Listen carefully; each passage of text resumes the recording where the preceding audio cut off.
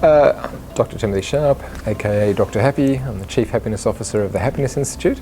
I'm a clinical and coaching psychologist, organisational consultant. Most of the work we do is with organisations around building a positive culture. We do coaching with leaders and executives, and I do a lot of speaking, writing, a range of other tasks as well. Yeah, so positive psychology is a relatively new branch of psychology. It's been around for, I guess, almost 15 years, about 15 years now. But in simple terms, it's a remedy for some of the problems that we're seen to exist in more traditional approaches to psychology.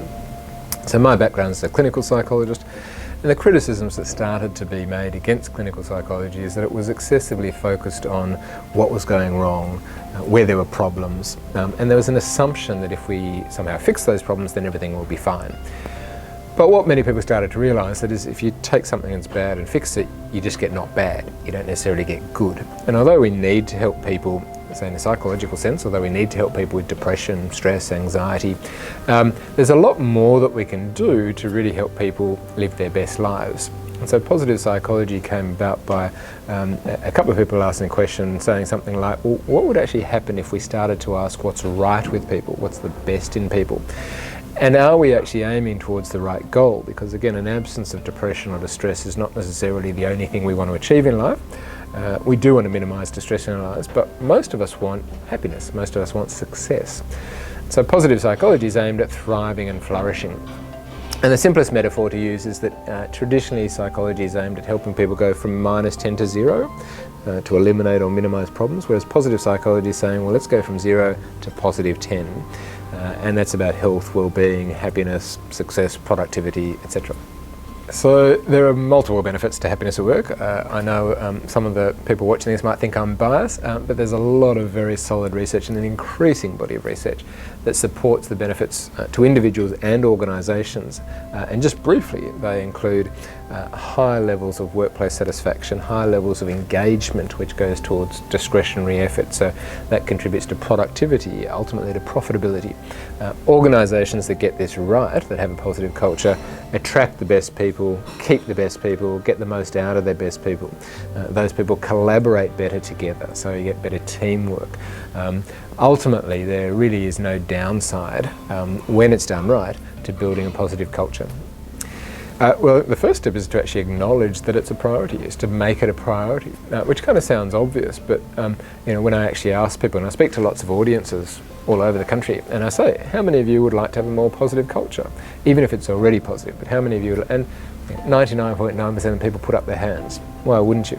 When I then ask how many of you actually have a plan, or how many of you have some strategies in place, might get 10 or 15%. So most people acknowledge that it would be beneficial, but not many people are doing something about it. So the first thing I'd say is make it a priority and start planning.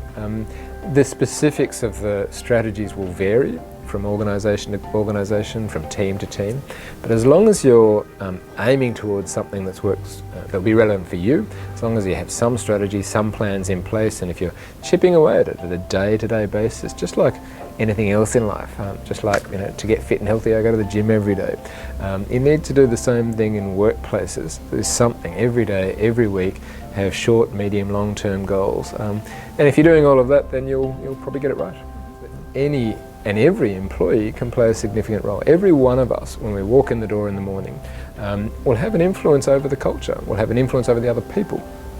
So every one of us, I encourage every person to ask themselves, what sort of influence do you want to have? Because again, every single person walking in the door, whether it's the CEO or a middle-level manager or the receptionist or the cleaner or whoever, every single person can play a part and should be playing a part. So that's the first point I'd make, is it shouldn't just be about, it's not just about a title, it's much more than that.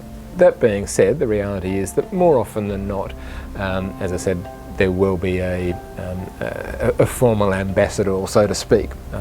And the best thing that person can do is lead by example. The best thing that person can do, if you want happy employees, be a happy person yourself. If you want to engender positivity in others, exude that positivity yourself. Think optimistically, identify and lead with your strengths, express gratitude to others, have a bit of fun sometimes in an appropriate way. And if I do all of those sorts of things in an appropriate way, and if as a result there's benefits coming from that, then other people will probably want to say, will probably want to have a part of that as well. So well, he looks like he's having fun and he's performing better, so how can I do a bit of that? And that's when we can see it start to roll out and people start to copy it or apply it in their own jobs or their own ways. It won't go right 100% of the time. And there's no such thing as a person that's happy every minute of every day. There's no such thing as an organisation where every single thing goes right. So stuff does go wrong. That's life. What we need to do is keep it in perspective, and as you said, focus more often on what is going right, what is going well, and to savour that, to celebrate that. So part of it is actively focusing our minds on the sorts of things we want to attend to. Part of it is appreciating that. And as I said, savouring that. So that means just stopping every now and then and celebrating successes. It still amazes me how many organisations don't do that well. They work hard on a project, for example, and more often than not they're successful, they achieve their goals. What do they do when they're finished? Go straight on to the next thing.